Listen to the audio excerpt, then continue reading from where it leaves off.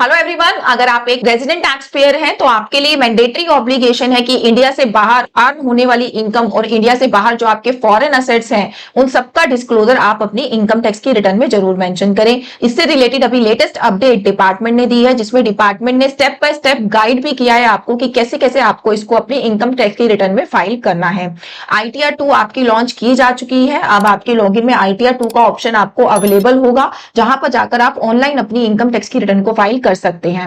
और अगर आपके कोई फॉरेन असेट या फॉरेन इनकम है तो उसके लिए जो एप्लीकेबल ITR फॉर्म है वो भी आपका ITR 2 ही है। तो चलिए बात करते हैं कि ITR 2 में आपको कैसे कैसे ये इंफॉर्मेशन फाइल करनी है। सबसे पहले डिपार्टमेंट ने जो अपनी लेटेस्ट अपडेटेड न्यूज में स्टेप बाय स्टेप गाइड दी है उसके ऊपर एक ओवरलुक कर लेते हैं। Step by step guide to fill FSI, TR and FA schedule in ITR। अगर आपकी फॉरेन असेट से कोई इनकम है या फॉरेन असेट्स है आपके, तो उस केस में 3 शेड्यूल्स हैं जो आपको फाइल करने होते हैं रिटर्न में। जो है आपका नंबर 1 शेड्यूल FSI, इसमें आपको डालनी होती है जितनी भी आपकी फॉरेन की इनकम है उन सबका डिस्क्लोजर आपको इस शेड्यूल में देना होता है। सेकेंड शेड्यूल है आपका शेड्यूल TR, जिसमें आपको टैक्स रिलीफ के बारे में बताना होता है कि कितना टैक्स रिलीफ आप इनकम टैक्स की रिटर्न में क्लेम कर रही हैं। टैक्स रिलीफ अगर टर्मिनोलॉजी में आपको बताऊं तो आप जो भी इनकम आउटसाइड इंडिया अर्न कर रही हैं उस पे आप नोट करिएगा, आप 2 बार टैक्स पे करते हैं। एक तो अपनी सोर्स कंट्री में पे करते हैं जहां पे भी आपका इनकम अर्न हो रहा है, दूसरा आप इंडिया में टैक्स पे कर रहे हैं क्योंकि इंडिया में, क्योंकि आप एक रेजिडेंट टैक्स पेयर है, ग्लोबल इनकम पर आपको टैक्स पे करना होता है। तो वहां पर आप जो भी एक्स्ट्रा टैक्स अपनी बाहर किसी और कंट्री में पे करके आ रहे हैं उसका आप रिलीफ क्लेम कर सकते हैं एज एन टैक्स रिलीफ।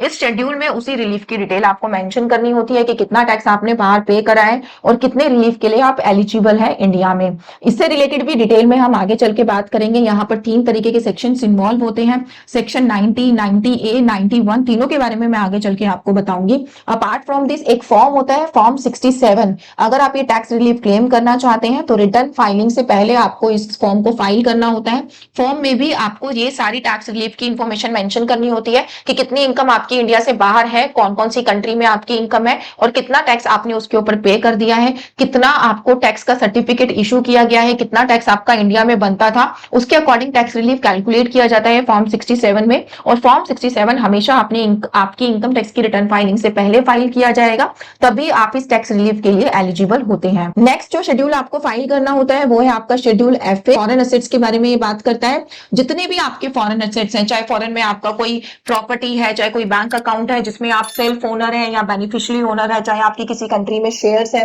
वो सारी डिटेल आपको फॉरेन एसेट्स के जो आपका शेड्यूल है उसमें डिस्क्लोज करनी होती है। सबकी अलग अलग टेबल्स आपको फॉर्म में दी गई है, अभी आगे जाके मैं आपको बताऊंगी। अपार्ट फ्रॉम दिस इस अपडेट में दो तीन इंटरेस्टिंग चीजों के बारे में भी बताया गया, जैसे कि क्योंकि हम फाइनेंशियल 2024-25 की रिटर्न को फाइल कर रहे हैं तो उसके लिए आपको दूसरी कंट्री का कौन सा कैलेंडर ईयर यहाँ पे लेना है अपनी इनकम या फिर फॉरेन एसेट्स को डिस्क्लोज करने के लिए, वो है आपका 1 जनवरी 24 से लेकर 31 दिसंबर 24 तक। हमारी कंट्री में चलता है फाइनेंशियल ईयर चलता है, बाकी सब कंट्रीज में हमारा ज्यादातर कैलेंडर ईयर देखने को मिलता है। तो आप क्योंकि फाइनेंशियल ईयर 2024-25 की रिटर्न को फाइल कर रहे हैं तो आप सेकेंड कंट्री का जो कैलेंडर ईयर है वो 1 जनवरी 24 से लेकर 31 दिसंबर 24 तक की जो इनकम है आपकी उन सबको रिपोर्ट करेंगे इंडिया के रिटर्न में। और क्योंकि इंडिया में आप रुपीज में रिकॉर्ड करते हैं और इंडिया से बाहर जो है अलग अलग करेंसी है अलग अलग कंट्रीज के अकॉर्डिंग, तो उस करेंसी को कन्वर्ट करने के लिए आपको रेट लेना है टेलीग्राफिक ट्रांसफर बाइंग रेट। ये SBI का अडॉप्टेड रेट है। इस रेट के अकॉर्डिंग आपको पहले उसको इंडियन करेंसी में कन्वर्ट करना है, उस इनकम को या फॉरेन असेट्स की वैल्यूज को, फिर उसके बाद आपको ये डिस्क्लोज करना है। अगर मैं फॉरेन इनकम की बात करूं तो फॉरेन इनकम की को जब आप कन्वर्ट करेंगे तो आपको कब का रेट लेना है वो भी मैं आपको बता देती हूँ। जिस दिन आपको वो इनकम हुई है उससे पहले वाला जो मंथ है उसके लास्ट डेट पर जो रेट चल रहा है उसको, उस रेट से आपको वो करेंसी को कन्वर्ट करना है।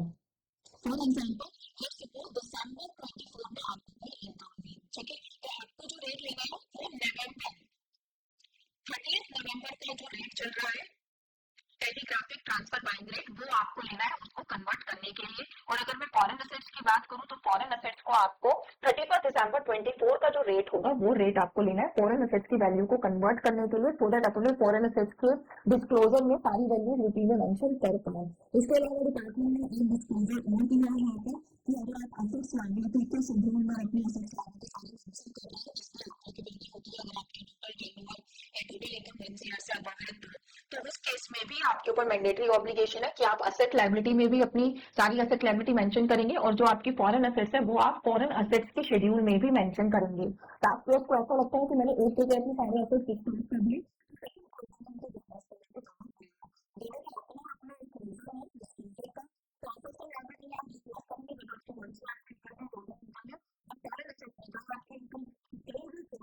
जो भी आपके इंडिया से बाहर के फॉरेन एसेट्स है वो सब डिस्क्लोज करेंगे आप फॉरेन एसेट्स के शेड्यूल में। तो ये था छोटा सा अपडेट जो डिपार्टमेंट ने आपको दिया था, जो डिपार्टमेंट ने अपनी लेटेस्ट अपडेट में दिया। इसको लाने का जो रीजन है वो यही है कि रिटर्न फाइलिंग स्टार्ट हो गई है।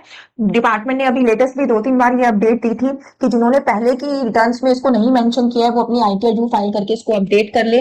अब डिपार्टमेंट ने फिर से ये अपडेट आपको दी है ताकि जो लोग अब अपनी इनकम टैक्स की रिटर्न को फाइल कर रहे हैं वो रिटर्न फाइलिंग में ये गलती ना करें कि अब वो अपनी फॉरेन इनकम या फॉरेन एसेट्स को डिस्क्लोज ना करें। तो चलिए अब देखते हैं ये फॉरेन एसेट्स और फॉरेन इनकम आपको किस तरीके से डिस्क्लोज करनी है इनकम टैक्स के रिटर्न में। वीडियो थोड़ा सा आपका बड़ा रहेगा बट वीडियो में आपको डिटेल में इंफॉर्मेशन जरूर मिलेगी कि आपको कैसे कैसे सारी चीजें करनी है। सबसे पहले आपने अपना इनकम टैक्स का लॉगिन किया, इनकम टैक्स का लॉगिन करने के बाद आप अपना असेसमेंट ईयर सेलेक्ट करेंगे। हम ऑनलाइन रिटर्न फाइल कर रहे हैं, कंटिन्यू करने के बाद start new filing. New filing में आपने इंडिविजुअल को सिलेक्ट किया, देन कंटिन्यू पे आपको जाना है।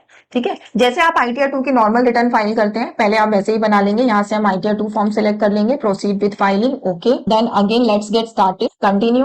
अब यहाँ पे देखिए आपको ऑप्शन दिया गया है कि किस किस में आपको अपनी सारी डिटेल डालनी है, यहाँ से आप अपना सिलेक्शन कर लीजिए। तो जब आप इनकम की डिटेल में आएंगे तो ये आपके सारे शेड्यूल यहाँ पे मेंशन है। सबसे पहले आपको ये चेक करना है कि किस किस सोर्स से आपको इनकम हो रही है, चाहे वो इंडिया की इनकम है चाहे आउटसाइड इंडिया की इनकम है। 5 हेड्स ऑफ इनकम हमारे होते हैं, लाइक सैलरी की इनकम, हाउस प्रॉपर्टी की income, capital gain, PGBP, income from other source. ये 5 हेड्स तो आपके होते ही हैं। इनमें से जिन जिन हेड से आपको इनकम हो रही है उनको आप टिक कर दीजिए ताकि वो शेड्यूल आपको आगे फिल करने के लिए दिए जाए। Apart from this foreign income और फॉरेन असेट्स के डिस्क्लोजर के लिए जैसा कि मैंने बताया 3 शेड्यूल्स आपके लिए मैंडेटरी है, यहां से हम उनको सिलेक्ट कर लेते हैं। Number 1 schedule FSI, number 2 schedule TR और जो थर्ड शेड्यूल है वो आपको अदर्स के कॉलम में मिल जाएगा। तो यहां से मैंने इसको कर लिया कंटिन्यू। अब यहाँ पे जब आप अदर्स में जाएंगे तो यहाँ पर आप अपना शेड्यूल एफए भी टिक कर लीजिए जो कि आपके फॉरेन असेट्स के डिस्क्लोजर से रिलेटेड है। नाउ कंटिन्यू को आईटीआर 2 की जो बेसिक इन्फॉर्मेशन है वो यहाँ पे मैं डिक्टेट नहीं करूंगी। आज की वीडियो का पूरा फोकस मेरा फॉरेन असेट्स के डिस्क्लोजर पे है। तो यहाँ पे देखिए फर्स्ट कॉलम आपका जनरल इन्फॉर्मेशन का होता है जिसमें आपकी सारी जनरल इन्फॉर्मेशन ऑटो फिल होकर आती है। आपको एक बार क्रॉस चेक करना है, अगर आप कुछ चेंज करना चाहते हैं तो आप कर सकते हैं।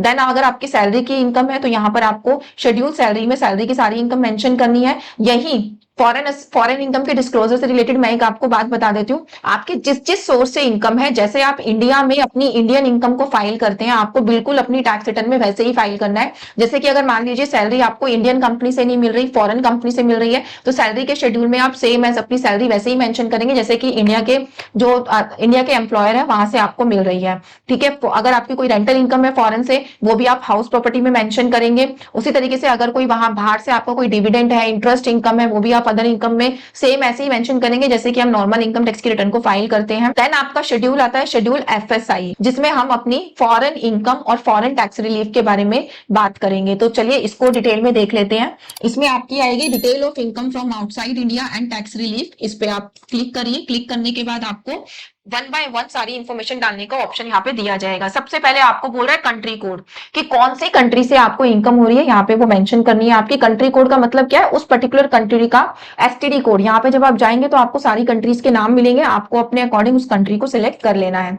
नेक्स्ट ये आपसे पूछ रहा है टैक्स पेयर आइडेंटिफिकेशन नंबर। उस कंट्री में जो आपका टैक्स पेयर आइडेंटिफिकेशन नंबर है वो आपको मेंशन करना है। अगर वो आपका मान लीजिए आप उस कंट्री में टैक्स रजिस्टर्ड पर्सन नहीं है तो आपके पास टिन नंबर भी नहीं होगा, तो उस केस में आप अपना पासपोर्ट नंबर यहाँ पे मेंशन कर सकते हैं। अब है हेड्स ऑफ इनकम कि वहां पे आपको कौन से हेड ऑफ इनकम, कौन सी इनकम सोर्सेज से इनकम हो रही है। अगर आपको सैलरी से हो रही है तो आप यहाँ पर डिटेल डालेंगे, यहाँ पर आपको जो है सैलरी डालनी है कि कितनी सैलरी आपको वहां से मिल रही है। फिर उसके बाद है दूसरी कंट्री में उस सैलरी की इनकम पर आप कितना टैक्स पे कर रहे हैं, आपको वो अमाउंट डालना है। ये अमाउंट कहां से मिलेगा, आपने जिस भी कंट्री में सर्विसेज दी है वहां से आपका इनकम हो रही है, अगर आपका टैक्स कट रहा है तो आपको टैक्स सर्टिफिकेट भी जरूर मिलता होगा। जैसे हमारे हमारे यहाँ फॉर्म 16 मिलता है, उस कंट्री का भी आपको टैक्स सर्टिफिकेट मिला होगा। आप यहाँ पर जो है उसका अमाउंट मेंशन करेंगे कि कितना टीडीएस या टैक्स उस कंट्री ने आपका डिडक्ट किया है।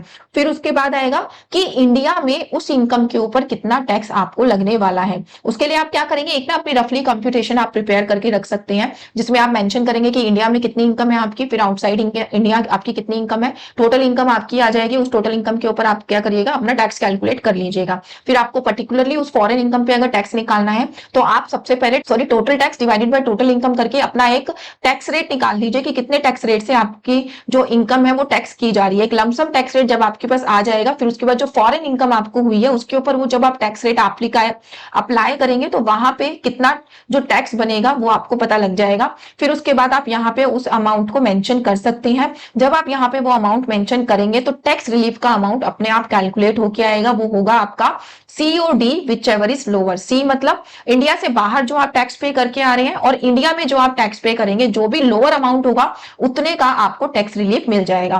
For example let suppose 10 rupees का टैक्स आपने जो है इंडिया से बाहर पे करा, और इंडिया में आपका जो है सिर्फ 6 रुपी टैक्स बनता है उस पर्टिकुलर ट्रांजेक्शन पे, तो आपको इंडिया में पूरे 6 रुपी का रिलीफ दिया जाएगा, क्योंकि आपका जो है 6 रुपी इंडिया में कम है और बाहर ज्यादा है। अगर मान लीजिए इंडिया में 10 रुपीज का टैक्स बन रहा था और बाहर की कंट्री में आप 6 रुपी का ऑलरेडी पे करके आए हैं, तो आपको 4 रुपी एक्स्ट्रा इंडिया में पे करना पड़ता, 6 रुपीज का आपको टैक्स रिलीफ मिल जाता जो आप ऑलरेडी पे करके आए हैं। तो ये कॉन्सेप्ट रहता है। इसको अगर मैं नटशेल में बताऊं तो जो भी दोनों कंट्रीज का लोअर रेट है उतना आपको टैक्स रिलीफ मिलेगा, उतना टैक्स आपको बार बार पे करने की जरूरत नहीं है।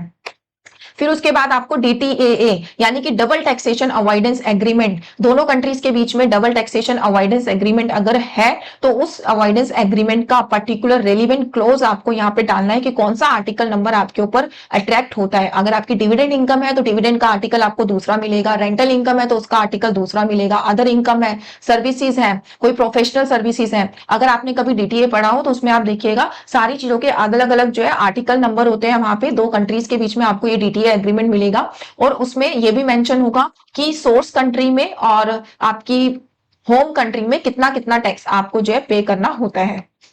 ओके फिर उसके बाद हाउस प्रॉपर्टी, अगर आपकी दूसरी कंट्री में हाउस प्रॉपर्टी से इनकम है तो वो भी आप ऐसे ही मेंशन करेंगे जैसे कि मैंने आपको ऊपर बताया। सेम एज कैपिटल गेन, अगर आपने दूसरी कंट्री में कोई प्रॉपर्टी बेची है उसका कैपिटल गेन आपको मेंशन करना है, तो वो भी आप पहले अमाउंट लिखेंगे, फिर कितना टीडीएस आपने टैक्स पे करा है उस कंट्री में आप वो लिखेंगे, फिर इंडिया का टैक्स मेंशन करेंगे कि कितना इंडिया में लगता है उसके ऊपर, फिर आपको जो है DTA का आर्टिकल नंबर देना है। DTA का आर्टिकल नंबर आपको जब ही देना होगा जब आपका दोनों कंट्रीज के बीच में DTA एग्रीमेंट हो। जरूरी नहीं है सारी कंट्रीज के बीच में ही ये एग्रीमेंट अवेलेबल है, उस केस में आपके ऊपर एप्लीकेबल हो जाएगा सेक्शन 91। सेक्शन 91 एप्लीकेबल होता है जब दोनों कंट्रीज के बीच में DTA एग्रीमेंट नहीं होता। तो उस केस में क्या होता है, जो हमारी होम कंट्री है वो आपको टैक्स रिलीफ प्रोवाइड करती है। टैक्स रिलीफ का जो अमाउंट होता है वो ऑलमोस्ट यही होता है, जो भी मिनिमम वैल्यू होती है उसका आपको टैक्स रिलीफ दिया जाता है। बट द थिंग इज आपका यहाँ पे कहीं पर भी रिटर्न में कहीं नहीं मिलेगा, कोई एग्रीमेंट नहीं है दोनों कंट्रीज के बीच में, ठीक है। तो वहां पर आपको DTA एग्रीमेंट का नंबर देने की जरूरत नहीं, क्योंकि वो अवेलेबल ही नहीं है। फिर आपकी अदर सोर्सेज की इनकम आ गई, फिर यहाँ पर टोटल आ गया, जो भी हमने ऊपर मेंशन किया है उन सबका टोटल इनकम जो आपको आउटसाइड इंडिया से मिली है ये ऑटो कैलकुलेट होके आएगी। टोटल टैक्स जो आपने उसके ऊपर पे करा है वो भी कैलकुलेट होके अपने आप आ जाएगा। फिर कितना आपने टैक्स पे कर दिया है इंडिया में या कितना आपका टैक्स बनता है इंडिया में, और यहाँ पे आपका रिलीफ कैलकुलेट होके आएगा कि कितने रिलीफ के लिए आप एलिजिबल हो। ये जो आपका है कॉलम ये सिर्फ और सिर्फ एक डिस्क्लोजर पॉइंट ऑफ व्यू से है। इस इनकम के ऊपर टैक्स आप ऑलरेडी कैलकुलेट अपना कर चुके हो, क्योंकि जो मैंने इससे पहले अदर सोर्सेज अपने बताए वहां पर हमने ऑलरेडी ये इनकम सारी मेंशन करी है इंडियन इनकम के साथ ऐड करके। यहां पर हम सिर्फ डिस्क्लोजर दे रहे हैं कि उस इनकम में से इतनी इतनी इनकम वो है जो हमें इंडिया से रिलाइज नहीं हुई, आउटसाइड इंडिया की हमारी इनकम है, ठीक है। तो ये हो गया आपका शेड्यूल FSI। अब बात करते हैं शेड्यूल TR की। ये है आपका शेड्यूल TR। शेड्यूल TR को जब आप ध्यान से पढ़ेंगे तो सबसे पहले यहाँ पर आपको 3 सेक्शन देखने को मिलेंगे, सेक्शन 90, 90A एंड 91। सबसे पहले ना इन तीनों सेक्शंस का मैं आपको ब्रीफ दे देती हूँ, उससे आपको इस शेड्यूल को समझने में आसानी रहेगी। शेड्यूल TR आपका होता है टैक्स रिलीफ से रिलेटेड। सबसे पहले हमारा जो है DTA एग्रीमेंट होता है कंट्रीज के बीच में, जिसके अकॉर्डिंग हम अपना टैक्स रिलीफ कैलकुलेट करते हैं। अब यहाँ पे 3 तरीके के सेक्शन आपके इन्वॉल्व रहते हैं, section 90, 90A and section 91। Section 90, 90A आपका अट्रैक्ट होता है जब आपका कंट्रीज के बीच में DTA एग्रीमेंट होता है। जब इस तरीके का कोई एग्रीमेंट नहीं होता तब सेक्शन 91 की हम बात करते हैं। सेक्शन 90A के अकॉर्डिंग आपको जो रिलीफ मिलता है उसको हम कहते हैं बायलैटरल रिलीफ। उसको हम कहते हैं बायलैटरल रिलीफ, यानी कि दोनों कंट्रीज के बीच में, दोनों कंट्रीज के म्यूचुअल डिसीजन के अकॉर्डिंग आपको ये रिलीफ दिया जा रहा है। वहीं अगर एग्रीमेंट नहीं है तो भी सेक्शन 91 में आपको रिलीफ मिलता है, बट वो रिलीफ आपका होता है यूनिलेटरल रिलीफ, यानी कि एक कंट्री जो आपकी होम कंट्री है वही आपको जो है ये रिलीफ प्रोवाइड कर रही है। बायलैटरल रिलीफ के अकॉर्डिंग क्या होता है, दोनों तरीके की चीजें हो सकती हैं, या तो आपको एक कंट्री में टैक्स पे करना है, एक दूसरी कंट्री में आपको टैक्स पे ही नहीं करना। इट डिपेंड्स कि DTA एग्रीमेंट में किस तरीके की वर्डिंग्स लिखी गई है। या फिर ये होता है कि आपको टैक्स तो दोनों में पे करना है, लेकिन एक जो आपकी होम कंट्री है वहां पर आपको जो आपने पहले टैक्स पे करा है या फिर जो भी लोअर टैक्स है उसकी रिबेट दे दी जाएगी, टैक्स रिलीफ आपको दे दिया जाएगा। Tax need to be paid in both the countries, tax credit allow in the lower of tax in source country और टैक्स इन रेजिडेंट कंट्री, यानी कि जो आपकी सोर्स कंट्री, जो आपकी इनकम का सोर्स है वहां से जो आप टैक्स पे करके आ रहे हैं, और जो आपका रेजिडेंट कंट्री में जो टैक्स रेट एप्लीकेबल हो रहा है, दोनों में जो भी आपका लोअर रेट है वो आपको एज अ रिबेट अलाउ कर दी जाएगी अगर आपके दोनों कंट्रीज के बीच में DTA एग्रीमेंट एप्लीकेबल अवेलेबल है तो। वही सेक्शन 91 में ऐसा कोई एग्रीमेंट नहीं है, बट फिर भी एज अ यूनिलेटरल रिलीफ जो आपकी होम कंट्री है, जो आपकी रेजिडेंट कंट्री है, वो आपको रिबेट प्रोवाइड करेगी जो भी आपने टैक्स दूसरी कंट्री में पे किया है उस अमाउंट का, यानी कि जो भी लोअर अमाउंट है वो आपको टैक्स रिलीफ दिया जाएगा। Tax rate in India, tax rate in foreign country, जो भी लोअर अमाउंट है वो आपको दिया जाएगा। मान लीजिए इंडिया में उसी चीज पे टैक्स रेट लगता है 30%, दूसरी कंट्री में लगता है 25%, तो जब भी आप अपनी ITR फाइल करेंगे आपको सिर्फ 5% टैक्स एक्स्ट्रा पे करना होगा। तो यहाँ पर जो हमने अंदर अपने सेक्शंस देखे तो इन्हीं तीनों सेक्शंस के बारे में बात की गई है। सेक्शंस का मैंने आपको ब्रीफ दे दिया है ताकि आपको फॉर्म भरते समय प्रॉब्लम ना फेस हो। तो यहाँ पे देखिए अब आपको टैक्स रिलीफ की समरी में कैसे भरना है। सबसे पहले कंट्री कोड, जैसा कि हमने वहां डाला था, STD कोड आपका कंट्री कोड होता है। टैक्स पेयर आइडेंटिफिकेशन नंबर, उस पर्टिकुलर कंट्री का जो आपका टैक्स पेयर आइडेंटिफिकेशन नंबर है, अगर वो नहीं है तो आप अपना पासपोर्ट नंबर भी डाल सकते हैं। Total taxes paid outside India, total of C of schedule FSI in respect of each country. यहां पर जो फिगर आएगी, जो हमने अभी शेड्यूल FSI में भरा था वहां पे हमने जो सी कॉलम में भरा था, नीचे सारी टोटल फिगर आ गई थी हमारी, वहां पर जो हमारे सी कॉलम की फिगर थी कि सारी कंट्रीज का मिला के कितना टैक्स आप बाहर पे करके आ रहे हैं, वो अमाउंट हमारी यहां पर आएगी। Total tax relief available, total of of schedule FSI in respect of each country, यहां पर आएगा इंडिया का टैक्स और बाहर के टैक्स को लोअर ऑफ निकालने के बाद जो मेरा टैक्स रिलीफ का अमाउंट बन रहा था शेड्यूल FSI में कॉलम नंबर E के अकॉर्डिंग, वो अमाउंट मेरा सारा यहां पर आ जाएगा। Tax relief claimed under section 90, 90A और 91, यहाँ पे आ जाएगा। यही वाला यूजुअली अमाउंट रहता है क्योंकि टैक्स रिलीफ आपको इतना ही एज एन क्लेम दिया जाएगा क्योंकि लोअर अमाउंट आपका यही है।